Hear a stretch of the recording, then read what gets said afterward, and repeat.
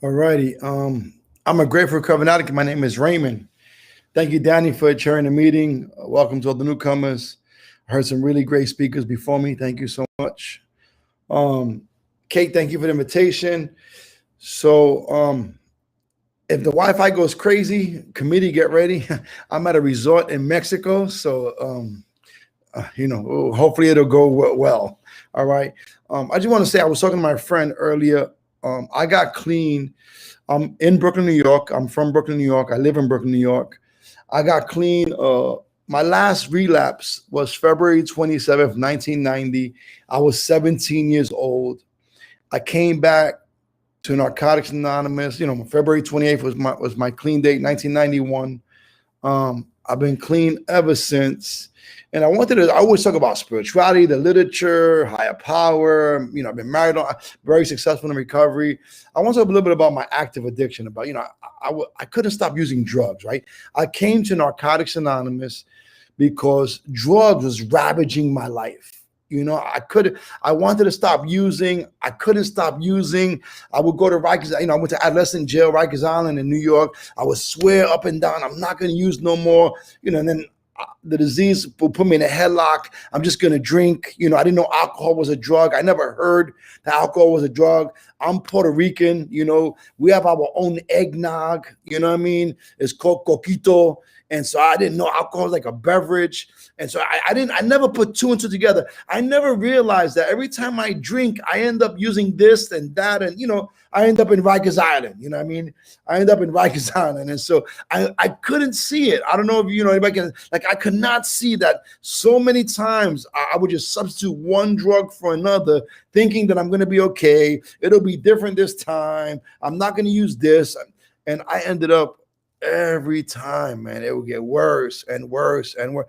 And I thought the disease is always fighting for its life, right? In active addiction, in early recovery, after early, and so I had a disease denial. I'm not that bad. Look at that joker over there. The disease I would always find someone who's worse off than me, someone who's more twisted than me, and I would say, look at him, look at her. They need help. Obviously, they are addicts. Me, not so much, And so I needed to go through what I had to go through to get to where I was going. And I hit bottom after bottom after bottom. I got clean young, right? I got clean a couple of days before my 18th birthday. I tell people, you're so blessed to get clean. I am blessed. I'm very blessed to get clean as a teenager. But also, you got to imagine how crazy it is that I had to accept that my party was over when most other people's party had not started yet. You know what I mean? I had to, at 17, I had to say, yo, Ray, at the bottom of the beer, it says Rikers Island. You know what I mean? You can't drink beer. At the bottom of the coquito, it says Rikers Island. At the end of the spliff, it says Rikers. At 17, I had to accept, yo, Ray, you cannot use any drugs successfully. You know what I mean? And I remember going to a meeting and I heard this, why? How much wisdom there is in meetings? I heard somebody say, substituting one drug for another is like changing seats on a Titanic. No matter what seat you sit in, you're going down. I was like, yo, that makes so much sense. It doesn't matter, what drug I try to use. And, I never imagined life. I never said, man, my goal in life is to be totally abstinent. No, that was not my goal in life. Was to find something to use that would take me off of E. And, and I had to accept that I got this thing, man. I got this thing that some of my friends don't got. Some of my family members don't got.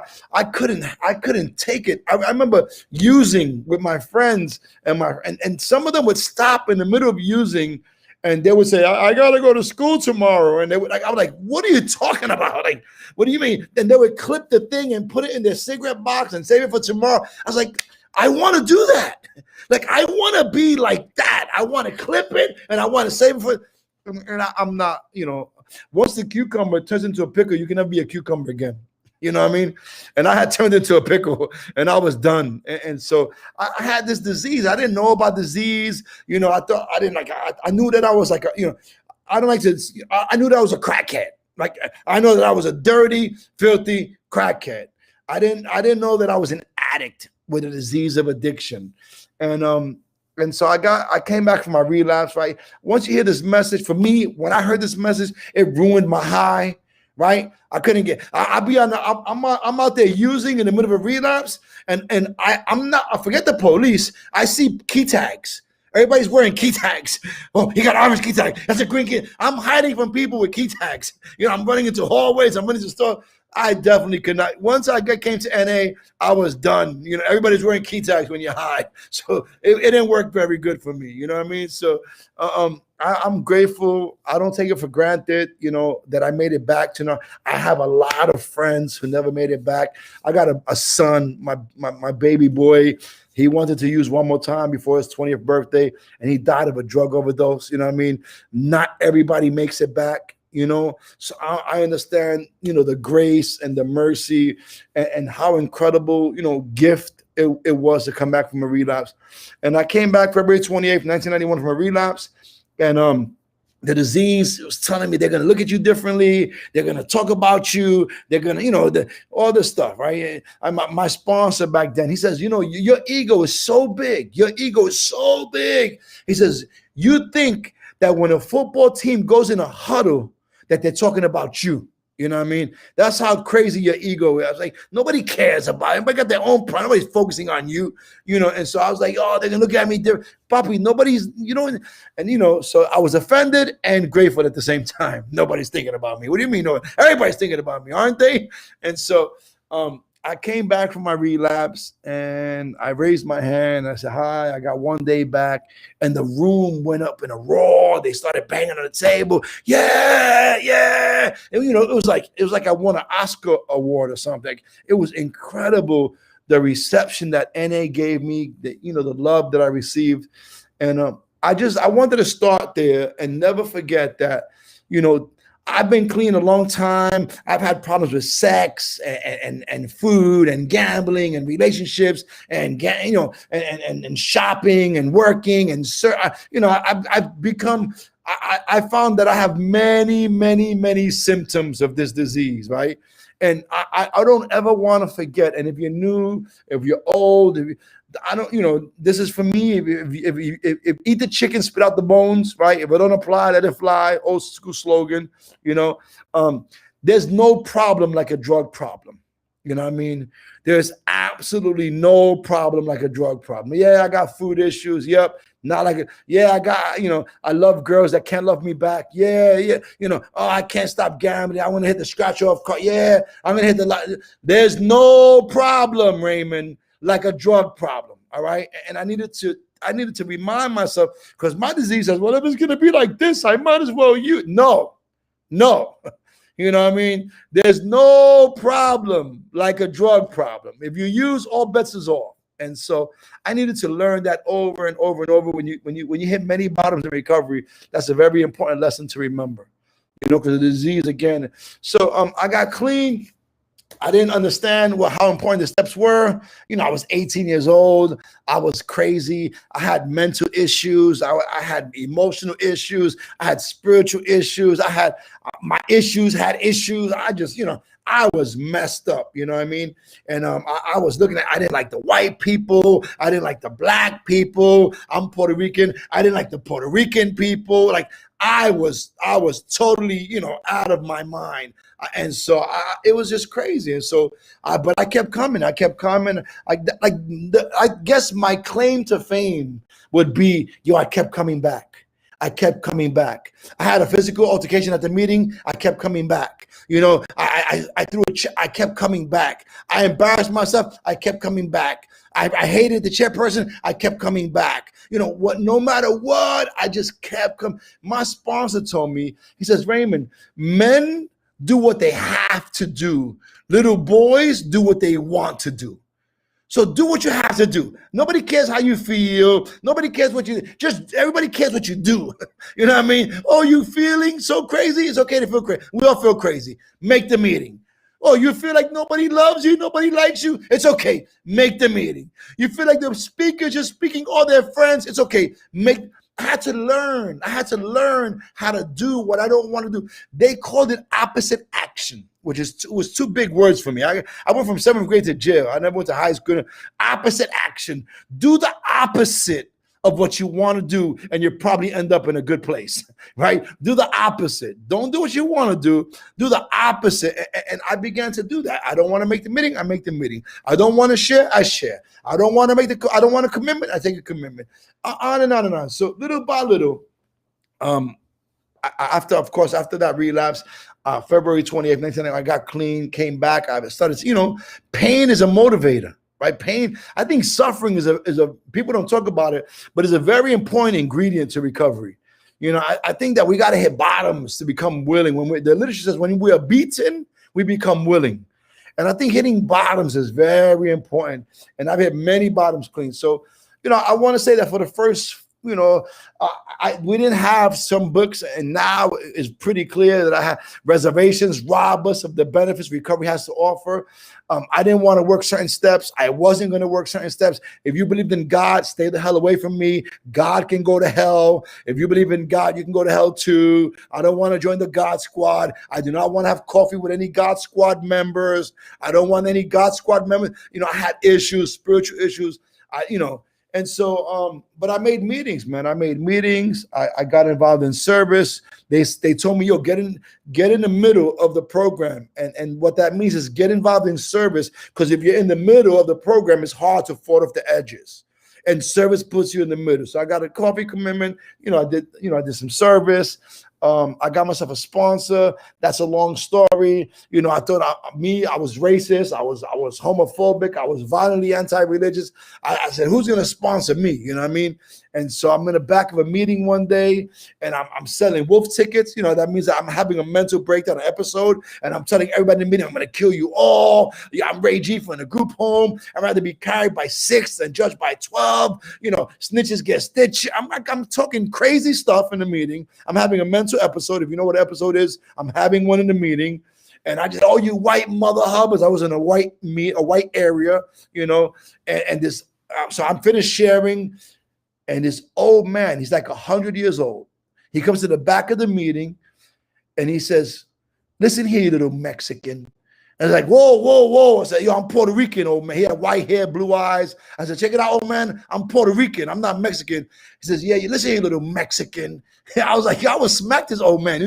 You crazy. And he says, when you come to Narcotics Anonymous, you leave macho me at the door. He says, you ain't no gangster. He says, you're one of those guys that you're so scared. You got a little orphan Annie living inside of you. You ain't no gangster. He says, all the gangsters are dead or in jail. He says, you walk around so angry and face fighting with everybody, looking like you're going to kill a brick because you're scared and you ain't done no work. We know you scared. You don't know you scared. You think you're angry. I was like, I will kill this old man, right? So he's telling me, he says, yo, when he says, you leave. He says, and he said this. He says, you don't look like you're going to stay here.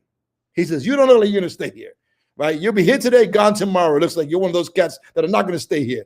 But he said, the fact that you made it here, you leave poor me at the door too, because people like you, because you made it to NA, you've lost the right to feel sorry for yourself. So you leave poor me at the door. And I was like, yo, and I'm stuck at this guy, I'm Puerto Rican. I'm stuck at him calling me Mexican, right? I'm like, yo, I will, but if you're a gangster, you can't hit an old man. You know what I mean? If you think you're a gangster, you don't get points for beating up old man. You lose points. So I said, what I'm going to do to this, I will smack this old man. I said, if I smack him, he have a heart attack. He's 100 years old, right? 100 years old. He said, I shot heroin when it was 50 cents a cap. I was the only white boy in Harlem. I'm like, I will kill this old man, right?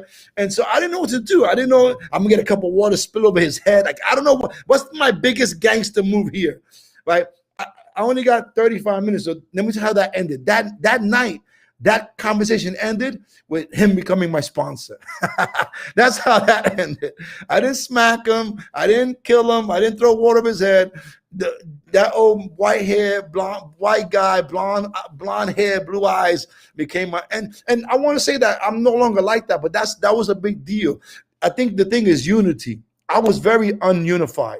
I come from a separatist place. If you're Hispanic, you stay with the Hispanics. You don't play basketball with the brothers. You don't play cards with I come from Greenpoint, Brooklyn. If you ever seen West Side Story, it was racially divided. You don't want to go to the White Park, end up in Franklin Street Park, and the white guys don't want to end up in DuPont Street Park. Like it was. So I grew up in a racially divided. I grew up homophobic. You know what I mean? I'm not there anymore. NA made me colorblind. NA gave me, but when I got clean, I was totally. I'm not. I don't get down. I don't hug me. I don't get down like that. I'll give you a shoulder. Hard shoulder. All that crazy punk stuff. And by coming to Narcotics Anonymous, by making meetings, by the love of the fellowship, right? The literature is great, the program, the love of the fellowship, man. The love of the fellowship. This guy remembered my name, right? He said, "Hey, Raymond, would you like some coffee?" I was like, "Yeah, I don't like no coffee." I was like, look at my sponsors. The guy made coffee for you, and you look like you're going to kill him. Smile at him. Smile. He made coffee for you. What's wrong with you? You go, I had to learn. I didn't, I think in the 7th step, in the step working, 5 minutes. What's that? Tim, I got 5 minutes. I don't know. No, keep going. No, you're good. Okay. All right. So anyway, in the step working guide, in the 7th step, it says something that even the step work changes our facial expressions. Like I think it says something in the 7th step in the working guide. And like I used to walk around with sucking on lemons, all mad. And I'm from Brooklyn. So I was like, who could look the angriest? Who can and listen, my face changed. I smile. I got less hair and more teeth today. I smile. I paid a lot of money for this furniture. I bought new furniture. I'm smiling. The steps changed my life. Wilbur's on here. I love Wilbur and his wife. Jimmy Jam is Mexican. He's my best friend. Richie C is Italian. He's my sponsor. Jimmy Trowbridge. I got people, transgender people. I got homosexuals. And that's a big deal for people like me.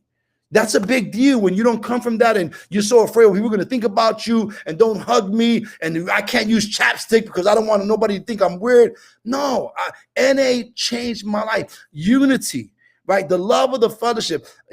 2 black guys, right? David B, and Leroy. Leroy passed on. 2 black guys. I was crazy. Listen to me. You ever see people at a meeting and you know that they got mental issues? I was one of them. Like you could see me, I'd be in a meeting and I'd be rocking and rolling, talking to myself, bugged out. You could tell this kid got problems. And these 2 black guys say, yo, you want to come to a convention with us? We're driving to Hilton Head, South Carolina. And I was like, yo, these brothers think I'm a punk. They think that they think they're going to try to play me. I will leave them in a gas station hemmed up. My disease. These 2 black guys took a risk.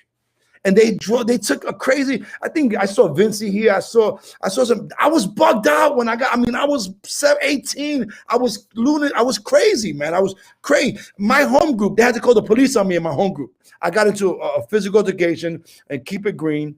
And they said, listen, Ray, we got to call the police. You assaulted the chairperson, right? In the business meeting, we had a situation, right? That's another long, crazy story.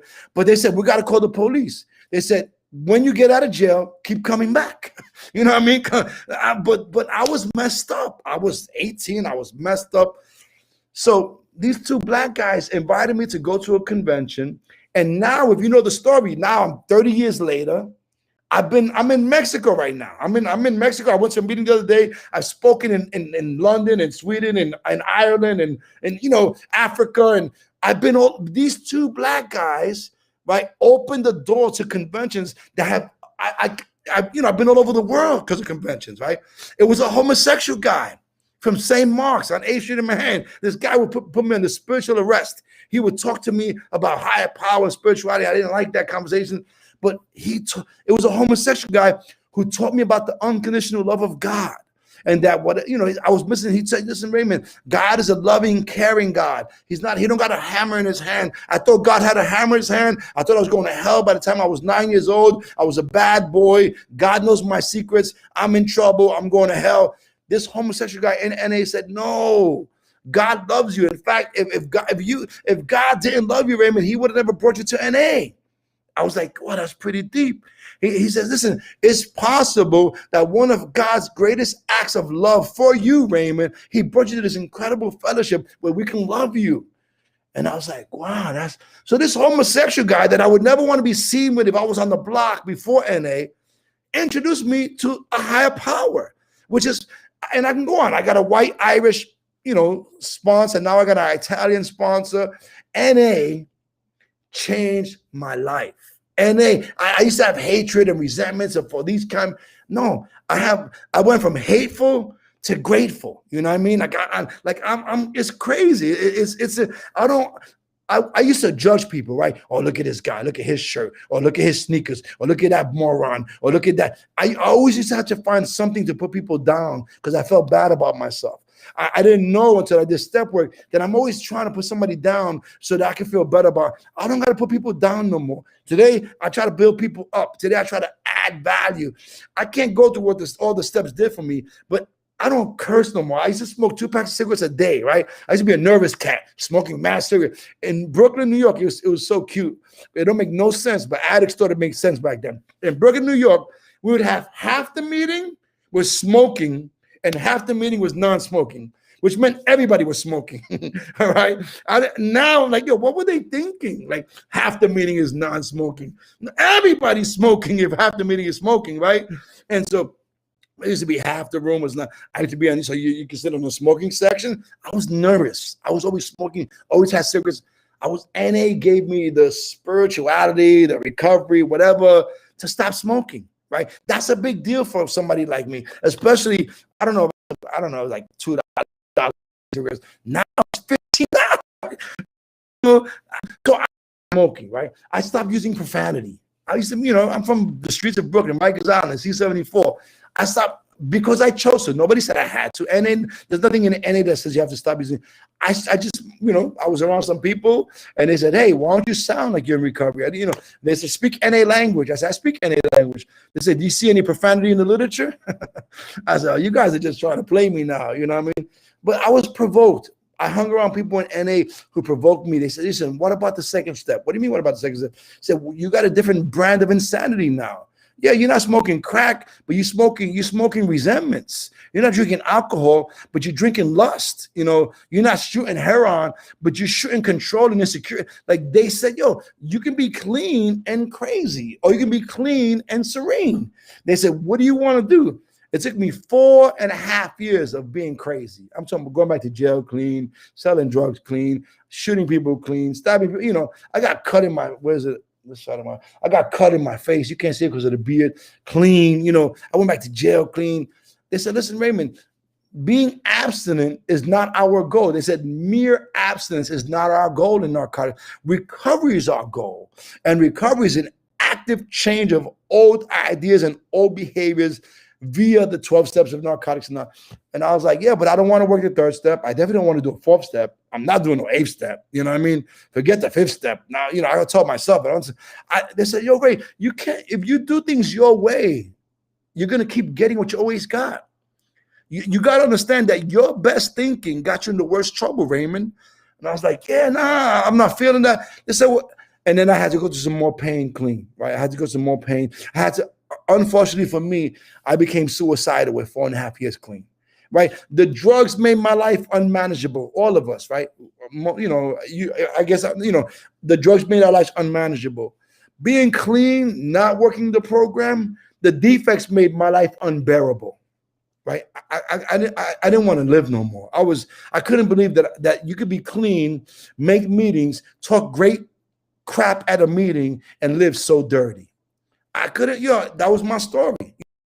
I was going to meetings, so yeah, recovery is great, and I love NA, and I was living mad dirty. I guess now the literature, the step working guide says when we act out on character defects, it reverberates in our spirit, and it messes you up spiritually. And I didn't understand it back then. So at around 4.5 years clean, I hit another bottom. And I felt like killing myself. I felt like eating a bullet. That was, I didn't want to use because back then HIV and AIDS was a big deal. And so many members were dying clean. And you go to hospital to see a member who was, dying. And they would say, like, read the 3rd tradition to me. Read the 1st step. And I was like, yo, this is crazy. These are gladiators right here. They're dying clean. Like, you go see them. And so that provoked me. I said, I don't want to use, but I couldn't, you know how it says you can't live without the drugs, with the drugs or without the drugs. What is there left to do? And so I was clean 4.5 years, and I destroyed my life clean. And I was in Rikers Island. I got arrested again. I was in Rikers Island. I got in trouble big time. I committed a violent crime. And I called my, long story short, my sponsor, I said, I'm going to kill myself. My sponsor said, instead of killing yourself, how about working the program? Like, is it like killing yourself? The program. Killing yourself, work the program. How about like you work the program? How about that? How about, and if the program don't work, then you can do whatever I'm going to be honest. My sponsor was real crazy back then. He was 100 years old. So he said this. He said, work the steps, and if it don't work and you want to kill yourself, this is what he told me. True story. I don't recommend this to nobody. He said, before you kill yourself, let us know ahead of time so we can sell tickets. He told me. That's what he told me. Crazy old man. Gladiator. He said, yo, stop being such a drama queen and work the steps. How about that? And I decided to surrender and work the steps the way they're written, the way suggested. And that was 4.5 years clean. I got over 30 years clean today. I never imagined in a million years that I would end up being this guy, right? That some of the things I said were significant, but the lifestyle that I have a higher power in my life. I mean, what happened to me spiritually, nobody would ever imagine it. Like, nobody would ever think that what happened to me spiritually my mother couldn't believe it. Like, I got with a higher power. I got with a higher power. Like, it was crazy.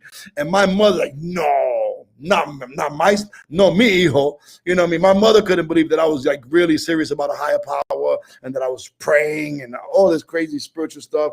And that, I got married. I thought I was never going to get married, or only suckers get married. She's going to take half. You know what I mean? I remember calling my sponsor. I can't believe I got engaged. She's going to take half. She's going to take half. Oh, she's going to take half. My sponsor says, he encouraged me. He says, half of what? He says, you got nothing. You don't got a car. You don't got nothing. You got nothing. What's she going to take half of? And I was like, oh yeah, but the disease, just these crazy, dumb ideas that I have, that the literature says that if you look at them, and that they're not founded in reality. So been married over 23 years. Unfortunately, I buried 2 kids, right? 19 years. Today is my son my stepson would have been 19 years old. He died when he was 7. He died right before his 18th birthday. You know what I mean? My 19-year-old son died of a drug overdose. My 7-year-old son died in a car accident, in last January. And, I've been able to stay clean. I buried my mother. I buried my first sponsor. I buried my first friend. I've been able to, I buried a lot of people that I love and not use, just stay clean. Somebody told me, I have good people, but they said, yo, if you use over your mother's death, he said, that you're pissing over her grave. Just know that. I was like, oh, that was like, that was provocative to me. Don't use, honor your mother. Do, and so I stood clean, and my sons died. I stood clean, and on and on and on. So throughout this whole process, I never imagined that working steps, I felt like he was doing dumb homework with a drug addict. I'm doing homework with a drug addict. I never did homework in my life. Now I'm looking up words. I'm giving 3 definitions for each word. I'm highlighting the definition I prefer. Like, this is crazy. You know what I mean? I'm praying on my knees. If they, if they would see me, if the boys would see me on the island now praying, what would they think about me? Like, I'm praying on my knees. I'm seeking a higher power. I'm making financial amends. Like, yo, I'm giving money back to people. This is what NA has done is crazy. I'm giving money. I'm making financial amends. It's crazy. On and on and on. What NA has done in my life. I tell people today, now, it was funny because I was talking to Wallace. I don't know if he's here, but I went to Northern Cal to speak at a venue outside of NA because NA taught me how to speak, right? I get in front of people. I speak at conventions all over the world. Now I get paid lots of money to speak outside of NA. I was in Northern Cal. I spoke for half an hour. They wrote me a mad check. It's crazy. I get to, because of NA, I get to talk to people like sponsorship, people who are not in recovery, business owners, and I get to coach people, mentor people. What I learned in NA, everything I got is because of Narcotics Anonymous. Everything I got. My wife and my daughter just walked in while I was speaking. We're on vacation, right? I got this because of Narcotics Anonymous. I got God because of Narcotics Anonymous. I get to, you know, I'm a big shot outside of NA because of Narcotics Anonymous. I've been very successful in the spiritual world that I'm in because of Narcotics Anonymous. On and on. I'm a good neighbor because of Narcotics. It's everything I got is because I made 90 meetings in 90 days. I got a sponsor. I don't ever want to forget that. I don't ever want to forget, you know, that everything I got, you know, I hang out with people who we pray together. We got this God thing going on. And I don't ever want to forget, that I wouldn't be here seeking a higher power. It wasn't for the 12 steps of Narcotics Anonymous. It wasn't for members that I saw before me that had a relationship with God that used to piss me off because I didn't know who God was. How do you know who God? God told me. You know, I hated when people had spiritual convictions because I didn't have any. I was jealous of their spiritual convictions. Okay, I got you. Yep. All right, cool. So check it out. I'm 48 years old. I came to NA when I was 16, 17 years old. I'm 48 years old. I'm clean over 30 years. I've been able to travel the world, literally travel the world. I have a beautiful daughter who's 20 years old in college, straight A student. I got a beautiful son who's 28 years old, going to be 28. You know, I can't believe it. I can't believe it. Making these dumb meetings with these dumb people that I don't like. How it changed my life, man. How it changed my life and how much love I got. I came to, and you know, I came to Mexico. I went to a meeting and you can say, oh, that's Raymond. Oh, that's Raymond. I'm just another addict like anybody else. You know, I know I read some literature. I do some step work. I yell. I spit what I speak. You know what I mean?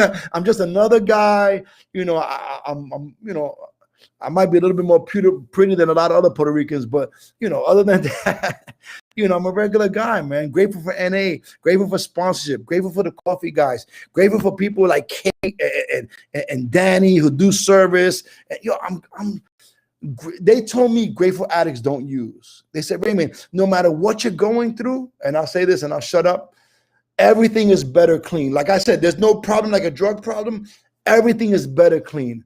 Burying your mother clean is better than burying your mother using. Burying your son clean is better than burying your son using. You know, getting sick clean is better. Everything is better clean. You understand? And so I'm a satisfied customer. I don't ever want to forget where I come from. I love Narcotics Anonymous. I don't want to ever get too spiritual for NA and flow out the door on a religious zeal. I'm very, you know, committed to my spiritual path, and that's wonderful. But my feet are firmly planted in Narcotics Anonymous. I have a great career. I travel. You know, like I said, everything I do here, I do out there, and I get paid. Coaching is like sponsorship, right? In front of 1,000 people, it's like speaking to the command. They pay me for stuff I do for free every day. It's crazy. Like I feel like I'm robbing them. I feel like I'm stealing. This is not fair, you know. So I'm sure my time is up. I see a couple of. Let me see Vinci. I saw Vinci like an old timer from Brooklyn. I think I saw Vinci. I saw Mickey. I can't say. Anyway, if you've been around from Brooklyn, if you're from New York City, I love you. To all my friends who stood up late in New York to hear me share, you've heard me share 1,000 times. Thank you so much. I'm an addict. My name is Raymond R from Brooklyn. Thank you for letting me share.